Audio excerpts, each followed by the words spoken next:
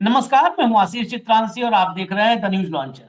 Mid day मुद्दा with Ashok Wankhede. और बिहार के नतीजों के बाद जब भाजपा को ये लगने लगा था, मोदी और शाह को ये लगने लगा था कि बिहार के नतीजे विपक्ष को तोड़ देंगे, तमाम उन पत्रकारों को तोड़ देंगे जो आज भी लोकतंत्र और संविधान के लिए लगातार सरकार से सवाल पूछ रहे हैं, उन सामाजिक कार्यकर्ताओं को, सिविल सोसाइटी के लोगों को तोड़ देंगे जो सुप्रीम कोर्ट तक ट्रांसपेरेंट इलेक्शन के लिए लड़ाई लड़ रहे हैं। लेकिन लगता है बिहार जीतने के बाद भी मोदी और शाह का वो सपना अधूरा रह जाएगा, टूट जाएगा। क्योंकि नतीजे आने के बाद एक बार फिर विपक्ष ने आगे की तैयारियां शुरू कर दी हैं। सिविल सोसाइटी मुकदमों की संख्या सुप्रीम कोर्ट में और बढ़ाने के लिए पुरजोर कोशिश में है। हमने आपको दिखाया था, अभी हमने कार्यक्रम लगाया है। हैदराबाद से लेके बिहार, हरियाणा और महाराष्ट्र तक और ढेर सारे सबूतों के साथ सुप्रीम कोर्ट जाने की तैयारी है। अभी मैं बात नहीं कर रहा हूं नतीजे क्या होंगे, वो अभी आएगा चर्चा में कि नतीजे क्या होंगे, सुप्रीम कोर्ट जाके हासिल क्या होगा। लेकिन कुल मिलाकर के टूटा नहीं है कोई। और हम जो पत्रकारों की हमने बात की, हम तो नहीं टूटने वाले हैं। हमारा एक ही का हो सकता है अंजाम की जुबान ही बंद करवा दी जाए। ये नहीं हो सकता है, मतलब जुबान बंद करवाने का मतलब परमानेंट।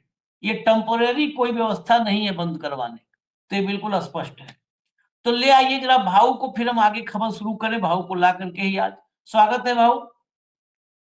खबर यह है कि राहुल गांधी ने एकाएक 12 राज्यों के टॉप नेताओं को दिल्ली बुला लिया है और इंदिरा भवन में एक बड़ी बैठक की तैयारी है, जिसमें आगे की रणनीति पर चर्चा होगी और खासकर ऑन गोइंग एसआईआर।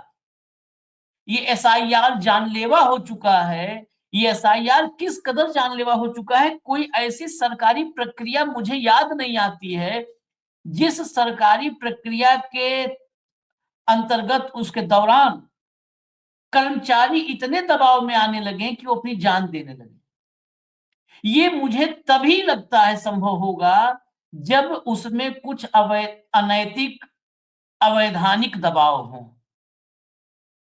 नहीं तो सरकारी नौकरी करने वाला तनख्वाह पा रहा है, वो तो नौकरी तो रोज कर रहा है। एसआईआर में ऐसा क्या है कि केरल से लेके, एक राज्य नहीं, केरल, राजस्थान, पश्चिम बंगाल, अलग अलग राज्यों में जान देने पर अब उतारू हो गए हैं कर्मचारी, और साफ साफ लिख करके कि इस एसआईआर के दबाव की वजह से। आखिर ऐसा क्या उनसे करवाने की कोशिश हो रही, ये भी सवाल है। खैर, साथ में राहुल अगर इधर तैयारी कर रहे हैं 12 राज्यों के टॉप लीडर्स को बुला करके, तो अखिलेश यादव भी मैदान में उतर चुके हैं और उन्होंने भी आर पार का ऐलान कर दिया है। अब सवाल यही है, सुप्रीम कोर्ट से लेकर के और हर जगह हमारे आपके सबके मन में जो होगा, कि क्या ज्ञानेश से ये अंतिम संग्राम होगा। और अगर ये अंतिम संग्राम होगा तो विजयी कौन होगा, ये तो सबके जहन में रहता है। तो सब समझेंगे कि खबर लाते हैं, पार्ट पार्ट में चलेंगे। पहले राहुल वाले पार्ट पे हम चर्चा करेंगे, फिर अखिलेश के पार्ट पे चलेंगे, और फिर उस जानलेवा एसआईआर की चर्चा करेंगे आखिर में। पहले राहुल के पार्ट पे खबर लाइए। मोदी सरकार को घेरने का प्लान बना रही कांग्रेस, 12 राज्यों के नेताओं के साथ होगा एसआईआर पर मंथन। भीतर दिखा दीजिए खबर, और बस फिर इस पे ही सवाल लेंगे पहला। लाइए। दरअसल वोट चोरी के मुद्दे के बीच कांग्रेस ने 18 नवंबर को उन 12 राज्यों और केंद्र शासित प्रदेशों के प्रभारियों और राज्य इकाई प्रमुखों, कांग्रेस विधायक दल के नेताओं और सचिवों की समीक्षा बैठक बुलाई है, जहां मतदाता सूचियों का विशेष गहन पुनरीक्षण चल रहा है, एसआईआर, जिसे आज किसी हमारे दर्शक ने नाम दिया था special intensive rigging SIR. Bihar विधानसभा चुनाव के शुक्रवार को आए नतीजे में एनडीए को 202 सीटों पर जीत मिली है, जबकि कांग्रेस के घटक वाले महागठबंधन को 35 सीट से संतोष करना पड़ा है। नेक्स्ट नेक्स्ट आइए खबर। खास बात यह है कि पार्टी के एक वरिष्ठ पदाधिकारी ने बताया है कि इन 12 राज्यों और केंद्र शासित प्रदेशों के अखिल भारतीय कांग्रेस कमेटी के एआईसीसी के जो प्रभारी हैं, वो बुलाए गए हैं।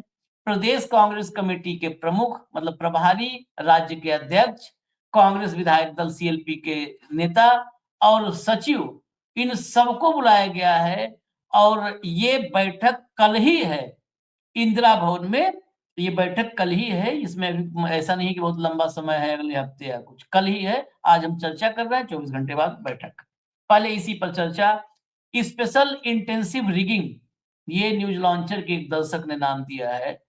इस स्पेशल इंटेंसिव रिगिंग पर बैठक राहुल गांधी ने बुलाई है। बाबू, क्या नहीं, कुछ सही नतीजा आएगा बस, या खाना पूर्ति ही है?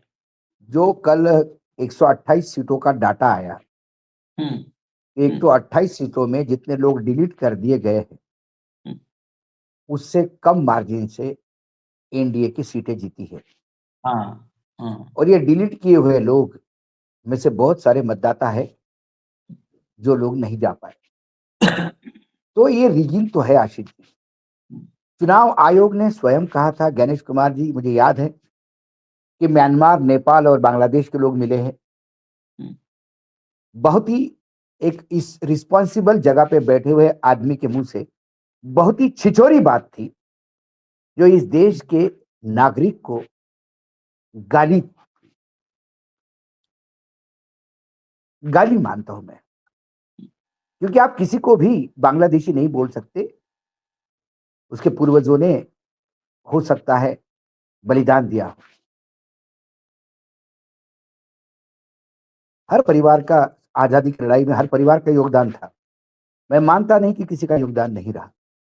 पूरा देश आजादी की लड़ाई लड़ रहा था और 1857 से यदि आप वहां से आजादी की पहली लड़ाई जिसे हम कहते हैं, उससे यदि आज तक देखा जाए तो शायद ही भारतवर्ष में कोई परिवार है जिसने नहीं दिया हो, योगदान नहीं दिया। तो ज्ञानेश कुमार को अधिकार किसने दिया कि किसी को वो विदेशों कह दे, भारत की नागरिकता खारिज कर दे? कौन है ये आदमी? उसके बाद हमारे देश के गृह मंत्री, जिनका जिम्मा है विदेशी नागरिक को ढूंढना, वो लगातार ये पूरे चुनाव में बोलते रहे कि एसआईआर की खिलाफत करके ये लोग घुसपैठियों के भरोसे चुनाव जीतना चाहते हैं। एसआईआर हुई, कितने घुसपैठिए निकाले गए? एक घुसपैठियों का नाम नहीं दे पाए। सर्वोच्च न्यायालय ने क्लियर करने के लिए कहा, कहां गए घुसपैठिए? कौन से घुसपैठिए, कितने घुसपैठिए निकाले? जरा बताएं, जवाब दे, गृह मंत्री जवाब दे। क्या चुनाव आयोग बीजेपी का प्रकोष्ठ बनके चुनाव के लिए खाद्य सामग्री मुहैया करवाता है?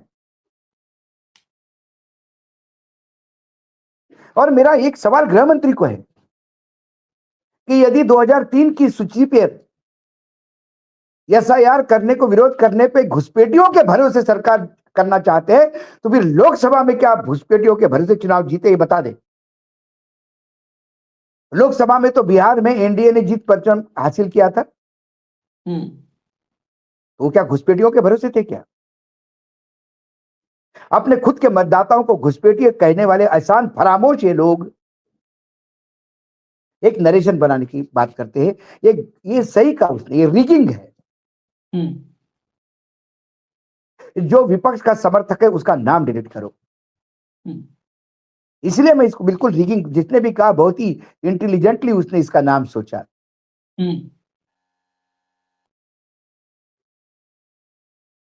ये रिगिंग ही है।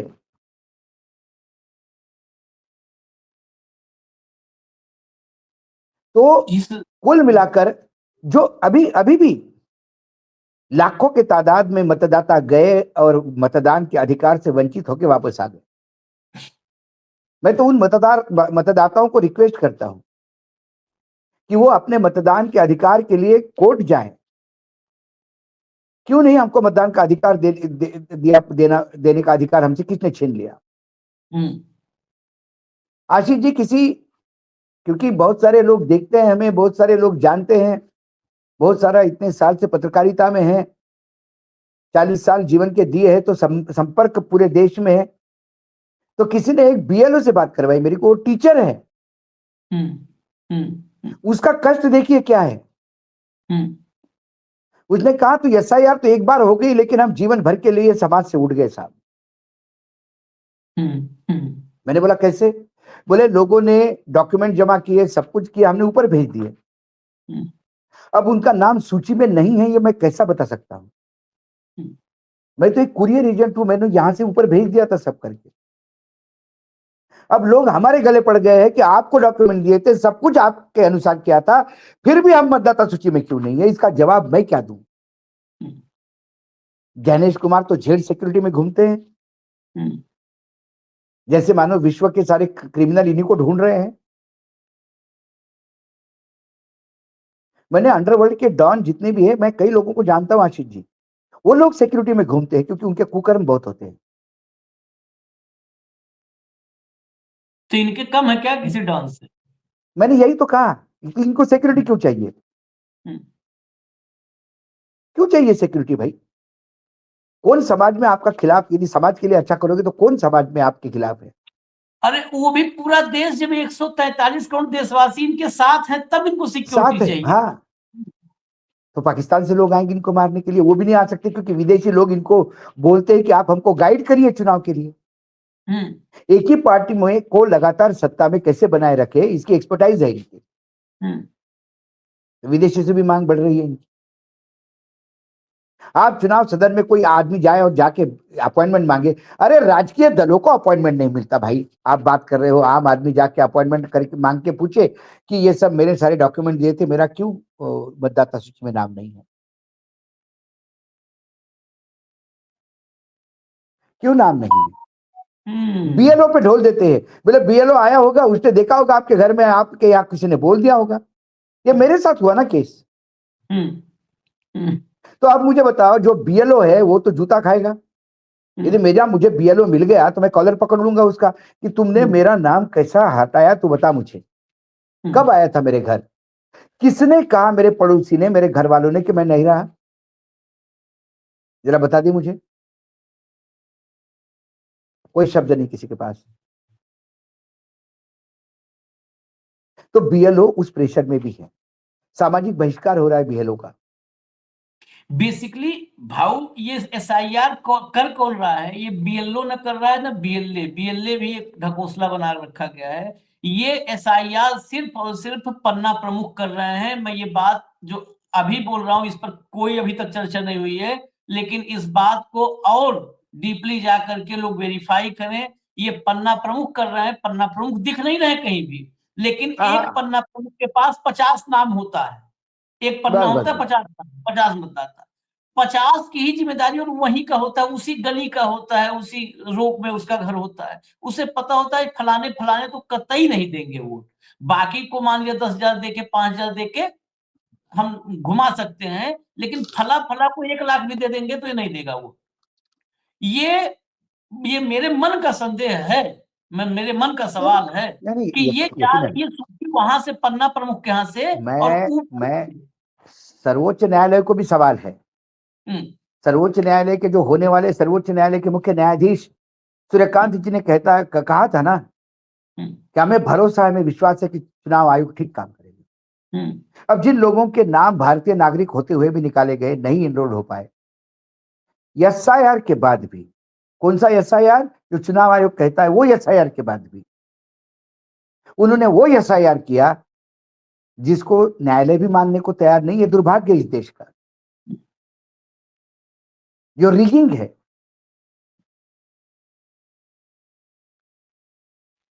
उस रिगिंग को भी बहुत न्यायालय मानने को तैयार नहीं है। यदि मैं कल 100 लोग ऐसे खड़े कर दूं चुनाव आयोग के सामने या सर्वोच्च न्यायालय के सामने, जो मतदाता है लेकिन उनको वंचित किया गया है, वो टैक्स भी देते हैं इस देश में, उनके नाम पे खेत भी है, प्रॉपर्टी है, इसके बावजूद वो मतदाता क्यों नहीं? वो विदेशी भी नहीं है, वो देशी है। वो भारतीय होने के बावजूद, बालिग होने के बावजूद मतदान का अधिकार क्यों नहीं है? क्योंकि वो मोदी मोदी नहीं कहते। क्या इसलिए है? क्या वो मनुस्मृति सर पे लेके नहीं घूमते? क्या इसलिए है? तो जो लगातार नरेशन बताने की बात हो रही है कि विपक्ष कांग्रेस लेफ्टिस्ट के तरफ है, कांग्रेस मुसलमानों के प्रति ये है, ऐसा बोल के इस देश के ईमानदार मुसलमानों को प्रधानमंत्री फिर गाली दे रहे। हाँ, नहीं कि कांग्रेस तो मुसलमानों की पार्टी है। गाली देने का ही वो एक ही काम में एक्सपर्ट है, वो एंटायर पॉलिटिकल साइंस में। आप ये कहते हो कि आप ये कहते हो कि कांग्रेस टूट रही है, दो धड़े में बट जाएगी। ये सारा नरेशन इसलिए किया जा रहा है, बार बार इसलिए ये प्रोजेक्शन हो रहा है क्योंकि चुनाव आयोग के कुकर्मों पे चद्दर डालनी है। चुनाव आयोग इस रिजल्ट को मानता ही कैसा है? जब वीवीपैट की स्लिपें बाहर मिली है तो चुनाव फिर से करवाना पड़ेगा। वीवीपैट की स्लिपें कैसी बाहर? अगर चुनाव आयोग ये बताए आचार संहिता किसको कहते हैं?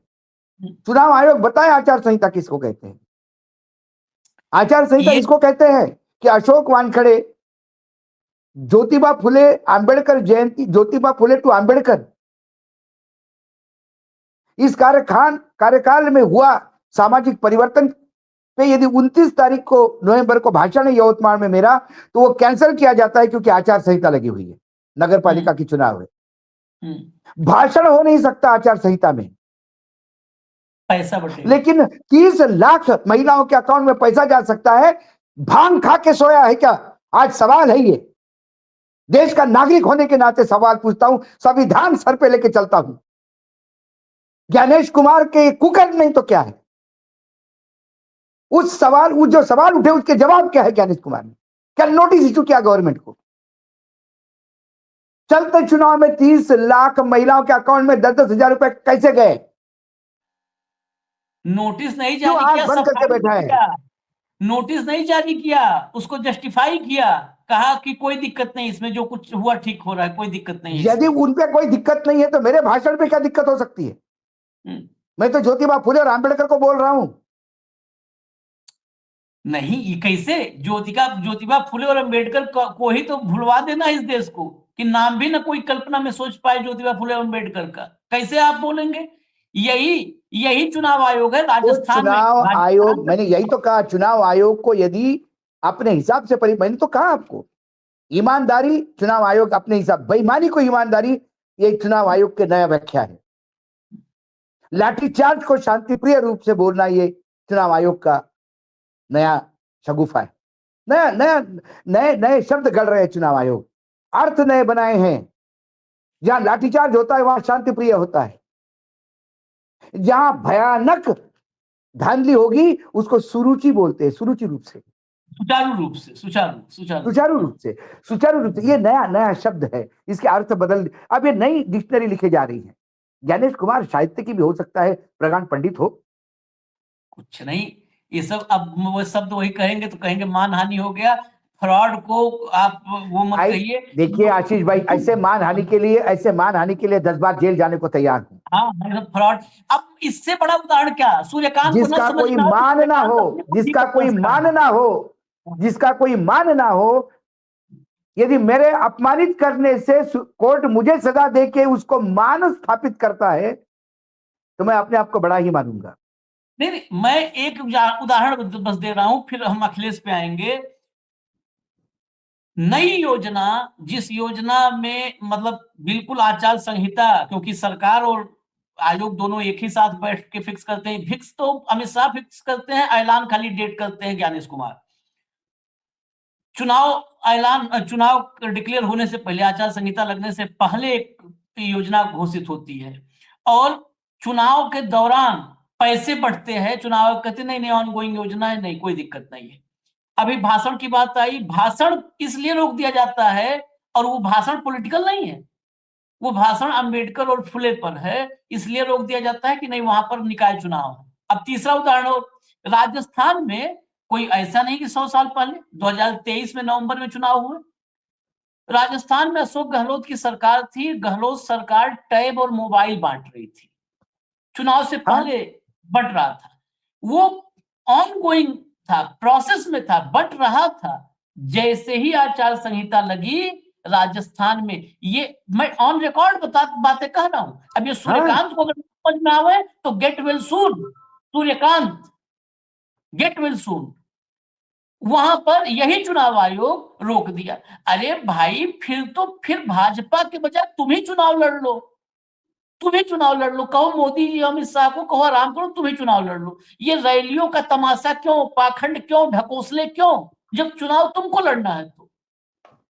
अशोक गहलोत की योजना बंद होगी, नीतीश कुमार की सरकार नहीं बंद होगी, इंदिरा ममता बनर्जी की गांधी बंद के होगी, स्टालिन की बंद होगी। इंदिरा गांधी का चुनाव निरस्त किस पॉइंट पे किया गया था?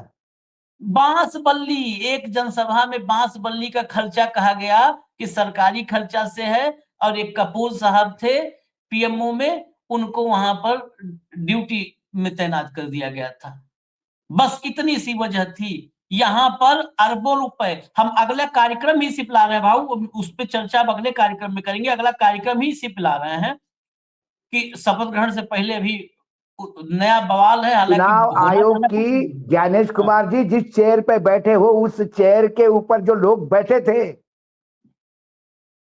कम से कम पुराना चुनाव आयोग का इतिहास ही पढ़ लो। मात्र सत्ताधीशों के दरबार में जी हुजूरी करने से आप वहां नहीं कहलाएंगे। जिस चेयर पे बैठे हैं, यदि हम पत्रकारिता पे बैठे हैं, पत्रकारिता में बैठे हैं, तो पराड़कर से लेके तमाम, महात्मा गांधी से लेके, तिलक से लेके अरुण शोरी तक का इतिहास पढ़ते हैं, शर्म आती है। जब भी कहीं गलती भी होती तो शर्म आती है हमको कि हम किसकी फील्ड में है, किस काम में है हम। और आपको मन की नहीं, जन की नहीं, किसकी तो थोड़ी सी लगती होगी कि किस कुर्सी पे बैठे हैं। या इंदिरा गांधी जैसे सशक्त नेता को भी चुनाव आयोग ने नकेल डाली थी। कुछ नहीं, वहां यहां सब आप सरकार के दरबार में घुंघरू बांध के नृत्य करते हैं वो सब दौर और अलग था। जस्टिफाई करते हैं कि 30 लाख महिलाओं को जो पैसा चुनाव के बीच में गया, वो जस्टिफाई करते हैं आप। कुरैशी साहब पूर्व मुख्य चुनाव आयुक्त हैं, अभी कल ही उन्होंने कहा है एक पॉडकास्ट में कि जरा ज्ञानेश कुमार हम ही को ले चलें, जो बता रहे हैं कि एड्रेस और नंबर 00 ऐसे होता है। तो मैं भी रहा हूं, और मैं उनसे ज्यादा वक्त मैंने दिया है इसको, आयोग को, तो मुझे एक बार वेरीफाई करवा दें। खैर, अखिलेश वाली खबर लाइए। अखिलेश, ये तो 12 राज्य को लेकर तैयारी करेंगे। अखिलेश ने कहा बिहार में एनडीए की जीत पचा नहीं पा रहा, चुनाव आयोग पर आरोप लगाए। बिहार की जीत अखिलेश को लेना देना नहीं है, लेकिन नहीं पचेगा क्योंकि पचने लायक है ही नहीं। और अखिलेश ने बेंगलुरु से कार्यक्रम शुरू किया है, उसमें क्या कहा है ये देखिए। एनडीए को मिली सीटों की दोहरी सेंचुरी पर सवाल उठाते हुए अखिलेश यादव ने कहा कि मैं यह परिणाम पचा नहीं पा रहा हूं, हम इसे स्वीकार नहीं कर पा रहे हैं। इतनी बड़ी संख्या में सीटें कैसे जीती जा सकती हैं, स्ट्राइक रेट इतना अधिक कैसे हो सकता है। सपा नेता ने अन्य राजनीतिक दलों को बीजेपी से सीखने की सलाह दी। उन्होंने कहा दूसरी पार्टियों को बीजेपी से यह सीखना चाहिए कि एक विशिष्ट संख्या में सीटों पर चुनाव कैसे लड़ा जाता है। उन्होंने आगे कहा कि हम बीजेपी से जो सीखेंगे उसे हम पलटकर लागू करेंगे। खैर, वो सीखेंगे लागू करेंगे, वो तो बहुत मतलब आश्चर्य की बात लग रही है। कोशिश कर रहे हैं, चलिए ठीक है, लेकिन नहीं, सीख करके आपको भी वो हो ज्ञान सकता है, चाहिए ना। आशीष जी, हो सकता है वो व्यंग्यात्मक कह रहे होंगे कि हम आपसे सीख रहे हैं कैसे डबल सेंचुरी मारना है। कल केंद्र में कई गलती से सत्ता में आ गए तो वो भी एक नया ज्ञानेश कुमार खड़ा कर देंगे। हाँ, उस हाँ पे बीजेपी पे 10 का आंकड़ा पार करके दिखाए। ये चुनाव हाँ ऐसा ही लड़ना है तो ये कोई रॉकेट साइंस थोड़ी है आशीष जी। ये तो चुनाव आयोग के लिए मुझे भी बिठा दो, कल मैं भी आपको बता देता हूँ किसको कितनी सीटें देनी है, मुझे बताओ। रिजल्ट पहले डिजाइन कर लेते हैं, उसके बाद अपन चुनाव करवा लेते हैं। अभी अभी नहीं, अभी देखिए कुछ एग्जांपल्स भी दिखा देते हैं। जरा लाइए भैया, अगली खबर दिखाइए जरा, फटाफट लाइए। ये देखिए, देखिए चुनाव आयोग के अधिकारियों और बीएलओ के साथ भाजपा ने अपने एजेंट लगा दिए हैं। ये बीएलओ भाजपा एजेंटों के इशारों पर काम कर रहे हैं। मैंने अभी कहा था ना कि पन्ना प्रमुख से हो रहा है सर। बिल्कुल बिल्कुल और बिल्कुल चिन्हित बिल्कुल करके जाति धर्म के आधार पर और सपा समर्थकों के नाम वोटर लिस्ट से काट रहे हैं। चुनाव आयोग इसी तरह से बिहार में भाजपा के इशारे पर काम किया और यूपी में भी कर रहा है। भाजपा और चुनाव आयोग की साजिश को जनता भी समझ रही है और जनता में भाजपा एवं चुनाव आयोग के खिलाफ आक्रोश बढ़ता जा रहा है। जिस दिन जनता विद्रोह शुरू करेगी, भाजपा और चुनाव आयोग को छिपने की जगह नहीं मिलेगी। चुनाव आयोग से निवेदन है कि जनता के धैर्य का परीक्षा न ले एवं निष्पक्ष एवं ईमानदार कार्य करें। भाजपा के इशारे पर वोट काटना, बेईमानी करना बंद करें। नेक्स्ट चलिए, ये तो ट्वीट है, इस ट्वीट पर ही चर्चा करेंगे। घरों तक नहीं पहुंच रहे बीएलओ की शिकायतें, किसी ने कहा प्रपत्र नहीं दिया, किसी ने बताया घर बुलाया। ये अखबार में छपी जो है एसआईआर की एक झलक है बस। हजारों वोटरों को नहीं मिले फॉर्म, बीएलओ का भी अता पता नहीं। ये अखबार में छपी हुई एक झलक है। समाजवादी पार्टी की तरफ से जो ट्वीट है भाऊ, अभी 4 दिन पहले और शुरू में भी कहा था कि हम बूथ लेवल पर, ब्लॉक लेवल पर कमेटियां बनाएंगे एसआईआर से निपटने के लिए, एसआईआर में धांधली नहीं करने देंगे ज्ञानेश को। अब वही समाजवादी पार्टी, आखिर स्टेज यही आता है, आप करोगे क्या? पूरा देश तो इन्हीं के हाथ में है। अब ये कह रहे हैं कि जनता विद्रोह करेगी तो छिपने की जगह नहीं मिलेगी। ये बीजेपी एजेंटों के इशारों पर उनको साथ लेके चल रहे हैं और हमारे मतदाताओं को काट रहे हैं। मैं ये सवाल पूछना चाह रहा हूं आपके ही जवाब के माध्यम से अखिलेश से, कि फिर ऐसे तो क्या मतलब है? फिर वो सीसीटीवी का मुकाबला हम पीपीटीवी से करेंगे। आखिरकार तो सरेंडर हो गए ना, ट्वीट ही तो करना जुमले पड़ रहा है आपको कि विद्रोह होगा जुम तो आप छिप नहीं पाओगे। आज मैं क्या कर पा रहे हो आप? जुमलेबाजी से काम नहीं होगा, हाँ। सीसीटीवी का पीपीटीवी बोलने से काम नहीं होगा। हम्म, यथार्थ के धरातल पे ये देखना होगा कि आप अपने मतदाताओं को मतदान का अधिकार कैसे दिलवा पाओगे। हम्म, इसकी लड़ाई क्या है, इसका रास्ता ढूंढना होगा। इसका रास्ता ढूंढना होगा और मैं फिर कह रहा हूं, इसका रास्ता न्यायपालिका के यहाँ नहीं है। वर्तमान में मुझे न्यायपालिका से एक क्षण भर का भी कोई भरोसा नहीं है कि न्यायपालिका आप पे न्याय कर पाएगी, क्योंकि जहां न्यायपालिका भगवान को पूछ के निर्णय देते हो, वहां मुझे संविधान की कोई जगह दिखाई नहीं देती न्यायपालिका में। ये मैं बात बता दूं आपको, जो न्यायपालिका आवारा कुत्तों के लिए ज्यादा परेशान होती है, लेकिन महाराष्ट्र की गैर कानूनी सरकार 2.5 साल तक चलने देती है, ये न्यायपालिका है। ये वो न्यायपालिका है जो महाराष्ट्र में वही फर्जी मतदाता सूची पर फिर चुनाव करवाने पे अड़ी हुई है, जिस पर विधानसभा चुनाव में इतना गदर काटा। ये वही न्यायपालिका है। तो न्यायपालिका के क्या कहने, चुनाव आयोग को क्या कहने। मैंने कहा ना, आप विपक्ष से नहीं लड़ रहे हैं, आप भाजपा से नहीं लड़ रहे हैं, आप संविधान को नष्ट करने वाले रावण के खिलाफ लड़ाई लड़ रहे हैं। और रावण के 10 मुंह हैं, उसमें सरकारी एजेंसियां हैं, चुनाव आयोग है, सत्ता पक्ष है, उसमें तथाकथित अपने आप को हिंदू के ध्वजवाहक कहने वाले तमाम है, भगवाधारी हैं। ये धर्म के नाम पे संविधान को कैसा नष्ट करे, इसके लिए प्रयासरत है। और ये इसकी परिणति ये है कि पिछले कुंभ में, महाकुंभ में, बाकायदा धर्म सांसद ने एक धर्म संविधान भी दिया, जो एक मनुस्मृति का ही प्रारूप है। तो आप जब इनसे लड़ रहे हैं तो आपको वो देखना है कि आप अपनी लड़ाई किस एंगल से लड़ते हैं। मतदाता सूची बनाना ये सबसे बड़ा अहम रोल है। ज्ञानेश कुमार ने एक नया रास्ता दिखा दिया सत्ता पक्ष को कि मतदाता सूची में ही मैं आपकी व्यवस्था करता हूं कि जहां आप 100-150 सीटें जीत जाएंगे, बाद में बाकी हिसाब आप कर लेना। बाकी बचा हुआ कुछ आपको लगा चुनाव के बाद भी, तो फिर रात को स्ट्रांग रूम खोल के मशीनें बदल देंगे। हाँ, सेवा में हाजिर है। जो सेवा में हाजिर है, और कोई प्रोटेस्ट करेगा तो लाठीचार्ज करवा देंगे।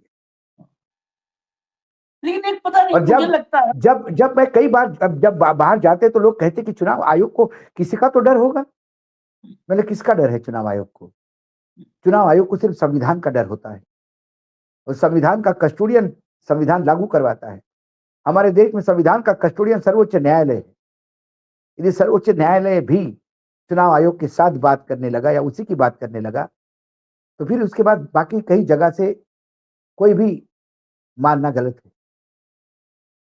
उस दिन रात को और ट्रक घुसा, 5 घंटे ट्रक क्या कर रहा था अंदर? 5 घंटों बाद आप खाली डब्बे दिखा के लोगों को खुश करवाने का प्रयास कर रहे हैं कि खाली डब्बे थे। तो रात को मतलब शाम को 7:30 पे खाली डब्बे का ट्रक क्या कर रहा था? क्या कर रहा था ट्रक वो वहां पे? ड्राइवर क्यों भगाए गए थे? जब ट्रक अंदर आया तो क्यों नहीं दिखाई दिया? 5 घंटे के बाद क्यों? और जिन लोगों ने, जिन उम्मीदवारों ने ये शंका जाहिर की, उन पर लाठीचार्ज क्यों हुआ? कई सवाल हैं।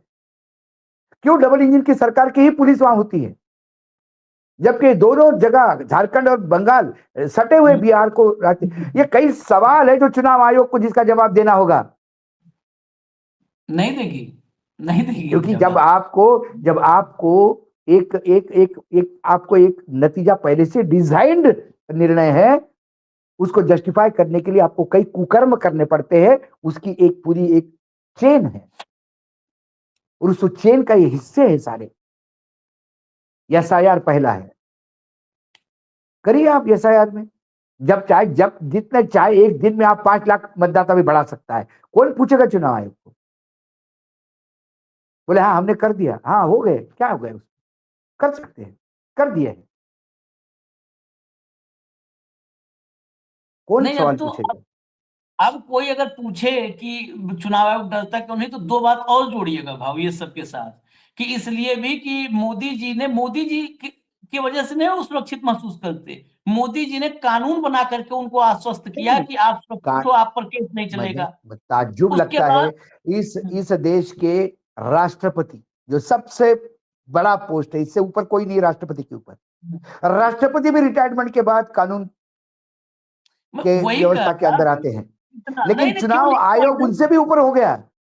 एक पॉइंट नहीं कि एक तो वो मोदी नहीं, मोदी ने जो सिक्योरिटी दी, उनको सुरक्षा दी कोर्ट से, उसकी वजह से। दूसरा, जब तक ऑफिस में है तब तक, मतलब जब तक पद पे है तब तक जेड सिक्योरिटी दे दी कि कहीं कोई जाएंगे तो कोई गिरेबान नहीं नहीं, पकड़ेगा। दो अरे बातें। बाबा आशीष जी, ज्ञानेश कुमार को इसके बाद भी जेल सिक्योरिटी होगी, लिख लीजिए आप।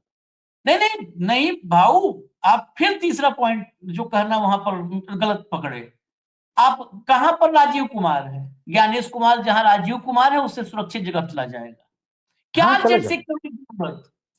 सही बात। राजीव कुमार किसी ने देखा? अगर कभी आपका दर्शन हुआ हो तो बताइए। दर्शन होगा तो आप परमानेंट फूल लेके चलिए, तत्काल चढ़ाई दीजिए चरणों में। आप बाहर जाते हो तो हो सकता है कभी सौभाग्य आपका हो, और तो हमारा नहीं हो सकता, लेकिन नहीं, आप रेगुलर कहाँ जाते बाहर, आते। अभी कहाँ बाहर जाएंगे आशीष जी? कहाँ बाहर जाएंगे? अभी तो इसी देश की लड़ाई लड़नी है। नहीं नहीं, हम कहीं इस देश में कहीं दिख जाए तो, देश इस नहीं देश में नहीं, कहीं दिख। ना ना ना ना ना ना, कहीं नहीं, कहीं नहीं, कहीं नहीं। वो वो बिल्कुल है ही नहीं सही कहा देश था, में, वो वो देश है छोड़ ही नहीं चुका। देश में। वो देश छोड़, उनके पहले ही परिवार देश छोड़ने की खबर आ गई थी और वो भी देश छोड़ गए, ऐसी भी खबर है।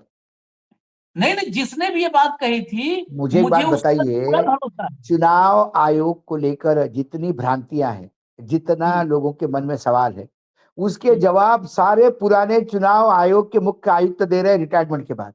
हाँ हाँ हमारे रावत साहब को आप जाके देखिए, भोपाल में वो सब्जी खरीदते हुए नजर आते रास्ते में, हाँ हाँ उसी चीर परिचित मुस्कान के साथ।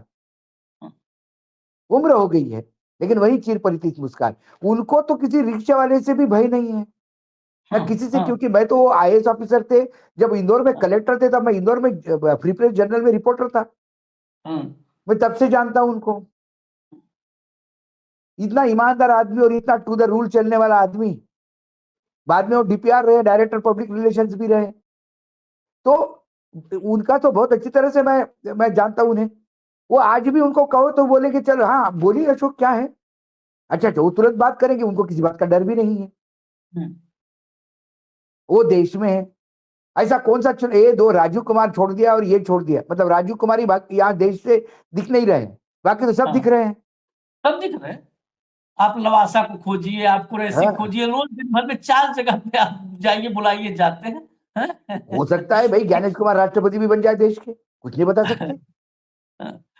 तो ऐसे आदमी ये चाहिए। ये सब, हालांकि इनकी तो बिटिया भी नोएडा नोएडा में SIR इन्हीं की बिटिया करवा रही है, DM। हाँ, जितने भी देखिए, बिटिया हो गई, दामाद हो गए जो जम्मू कश्मीर में है। मैं बच्चों को भी इतना नहीं मानता, हो सकता है उनके भी मन में कई बार कलेश आता होगा कि ये इतना गलत नहीं करना चाहिए। नहीं नहीं, अगर ऐसा आता तो नोएडा में, उत्तर प्रदेश में योगी के सरकार में नोएडा में DM ही नहीं बनती, अगर ऐसा तो होता। देखिए देखिए, ये तो पोस्टिंग कैसी होती है, क्या होती है, आप भी जानते हैं, हम भी। हमारे बाल सफेद हो गए आशीष जी, अब वो दिखते नहीं कैमरे पे, नहीं तो बाल हमने कोई काला वाला तो करते नहीं, लेकिन कई बाल तो सफेद हो ही गए। हम सब जानते हैं पोस्टिंग कैसी होती है, अनु ऊपर से कैसा अनुग्रह होता है, और कम से कम 2014 के बाद तो सारा चीज ही सबको समझ में आता है कि कैसा, मतलब पोस्टिंग भी डिजाइंड होती है। सब डिजाइन है, परिवारवाद आप कहते हो, राजनीति में जो ब्यूरोक्रेसी में और न्यायपालिका में परिवारवाद है, तो उस पर तो बातें मत करें तो ज्यादा अच्छा है। खैर, चलते चलते जरा मैं एक एक कमेंट लूंगा, अगली खबर लाइए। ये खबर और इंपॉर्टेंट है, इस पर अगर होश हो थोड़ा बहुत भी तो जरूर ध्यान रखें Gyanesh. Voter list revision Kerala और राजस्थान में BLO ने अपनी जान दे दी, परिवार बोले काम का दबाव था, 12 राज्यों में अब तक 49 करोड़ फॉर्म बटे, बस और कुछ नहीं, बस इतने दिखाइए। देखिए एक फाइनल कमेंट कि ये क्या आशीष चल जी, रहा है, इस पर भी एक PC कर ले। आशीष जी क्या है, हम तो बहुत छोटे थे जब आपातकाल था, लेकिन ये जो नसबंदी के कार्यक्रम चले और इतना ज्यादा प्रेशर था नसबंदी के केसेस लाने के लिए कि टीचर अपना क्लास छोड़ छोड़ के गांव गांव घूमते थे नसबंदी करवाने के लिए। जो टीचर जाते थे तो गांव के लोग भाग जाते थे, मतलब डर इतना था कि भैया ये नसबंदी का ले जबरदस्ती नहीं ले जाए, कि बहला फुसला के नहीं ले जाए। कई टीचर ऐसे थे कि जो अपने सैलरी से कुछ पैसा दे देते थे कि भाई भाई सरकार इतना दे रही है, कुछ मैं दे रही हूँ, नसबंदी करवा दो। लेकिन तब भी लोगों ने अपने जीवन समाप्त नहीं किए, इतने प्रेशर के बावजूद। आप पूरा आपातकाल का पीरियड उठा दीजिए और मुझे बताइए कितनी आपातकाल में लोगों ने अपनी जीवन खुद समाप्त किया, ऐसे कितने केसेस हैं। लेकिन SIR में केस, मैं आपको यही बोल रहा हूँ, SIR का प्रॉब्लम क्या है, ये मात्र ऊपर का प्रेशर नहीं है काम का। हमारे देश में तो लोग हमाल है काम करने के लिए, काम करने में कोई प्रॉब्लम थोड़ी है उनको।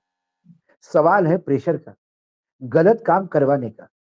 तमिलनाडु में जो है उसको पता है कि मैं ऊपर के कहने पे गलत काम करूंगा, और उसके बाद जब ये फाइनल सूची आएगी उस दिन मैं इन लोगों को फेस कैसा करूंगा, ये लोग पीटेंगे मुझे, कूटेंगे।